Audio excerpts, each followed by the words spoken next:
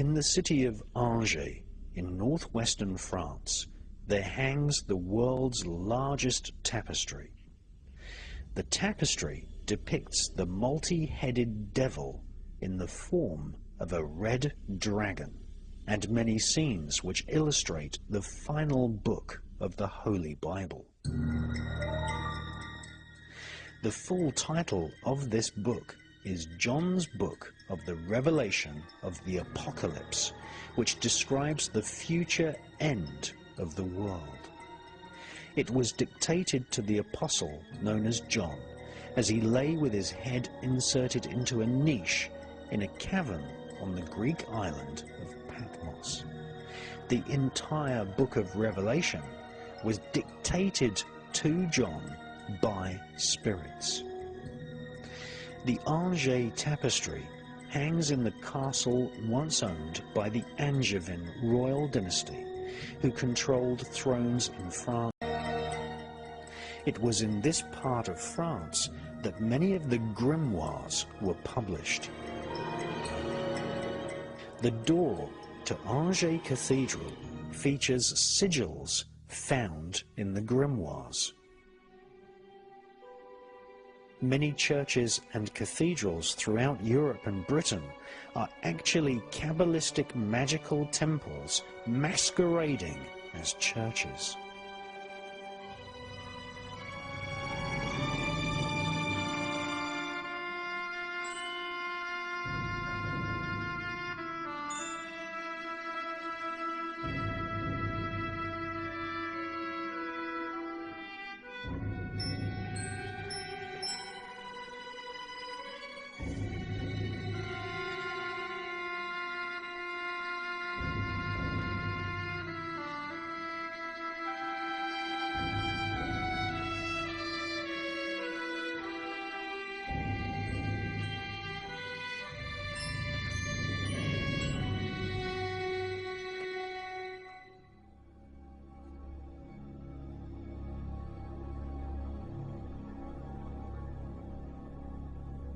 French historians claim that black masses have been performed on the altars of churches throughout Europe for centuries.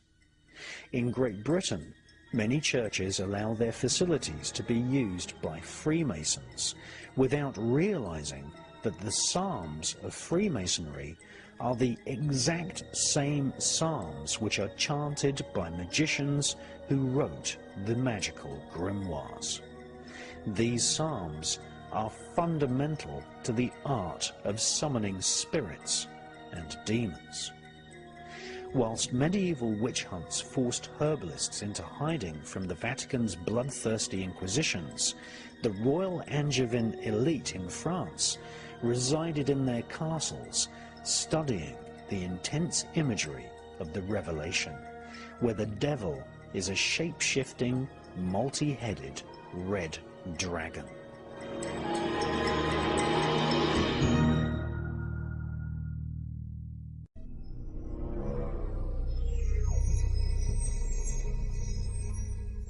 A lot of people have asked me what the demons of the Goétie actually look like, and for the most part they appear in the mind's eye of the magician. It's very rare that you'll have a situation where a spirit or a demon will actually show itself within the magic circle or the triangle of art.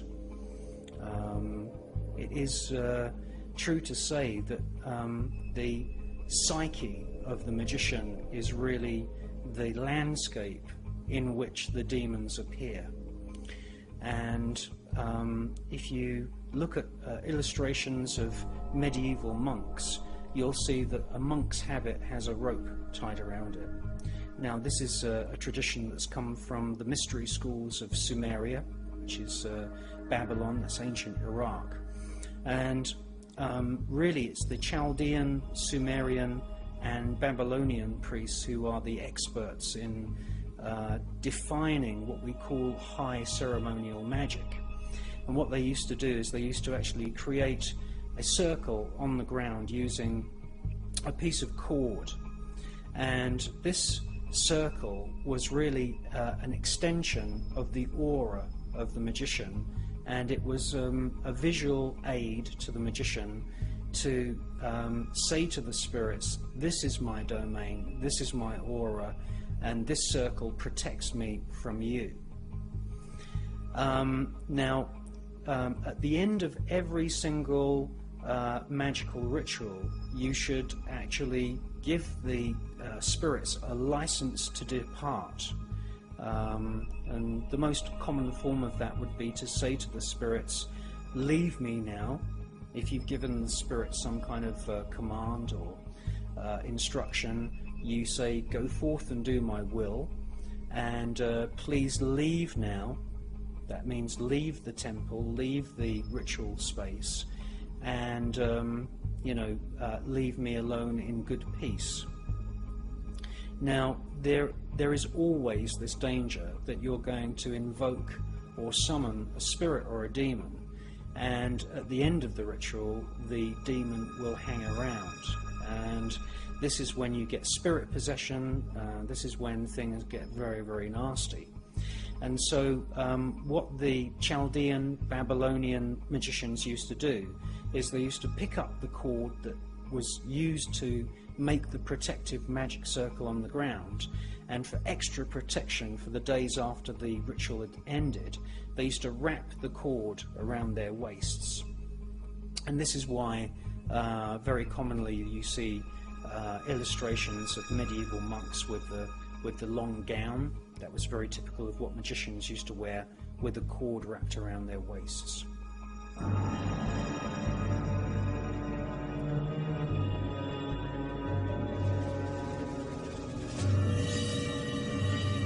Iraq, for many centuries, was the center of magical tradition in the Persian Gulf. For hundreds of years, thousands of Jewish shamans, today we call them students of the Kabbalah, studied in Fallujah, Basra, and Baghdad. In the 1950s, after the formation of the State of Israel, more than 120,000 Jews emigrated from Iraq.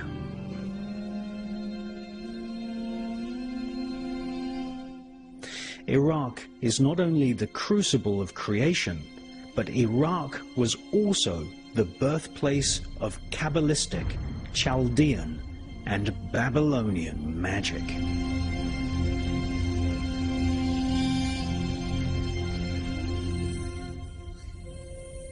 The secret teachings of the mystery schools of Baghdad eventually spread to Egypt, where centuries later the royal pharaohs would use dark mirrors to contact spirits. Iraq is now one of the Persian Gulf states, but in ancient times Iraq was known as the Kingdom of Babylon. The name Babylon means the gate of the gods. In ancient Baghdad, there once stood giant statues of bulls with human heads. This was the famous Babylon Gate, which today, like so many treasures from this ancient land, is now on display thousands of miles away in the British Museum. The so-called Babylon Gate of the Gods was not just a physical gateway. The statues represented a psychic gateway, a portal where telepathic messages could be communicated to the ancient gods of the stars.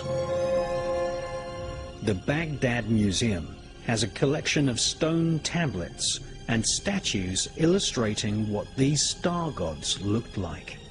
They were called the Anunnaki.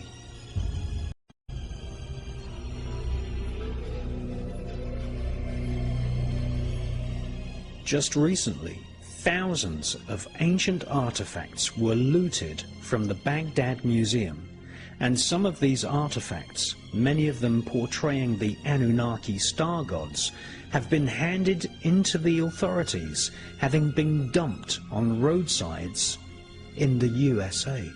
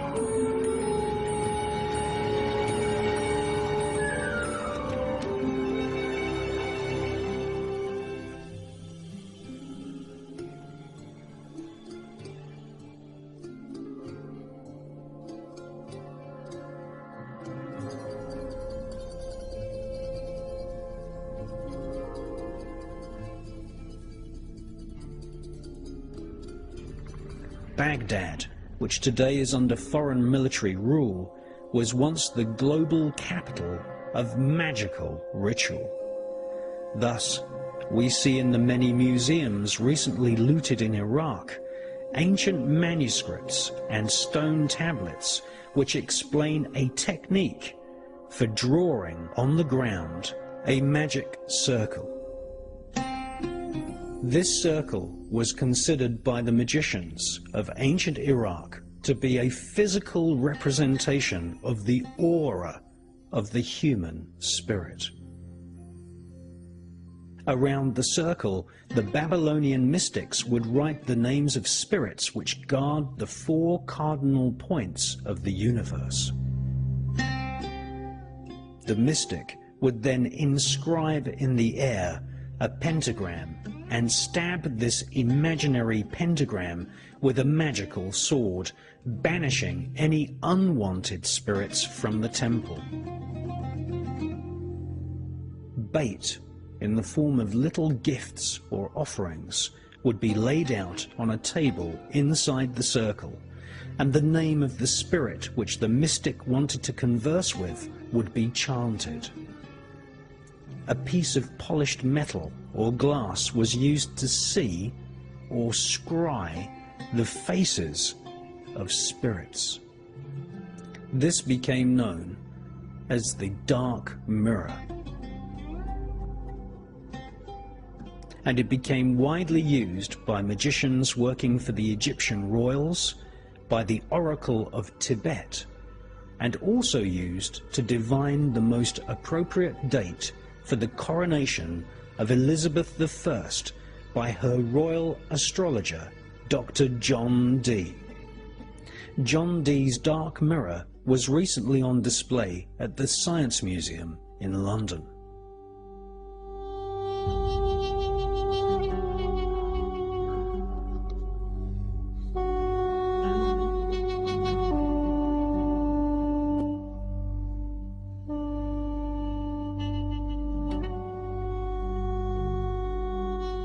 Shamanism, paganism, and Druidism from Europe, the Mediterranean and the Persian Gulf states coalesced into a form of occult science.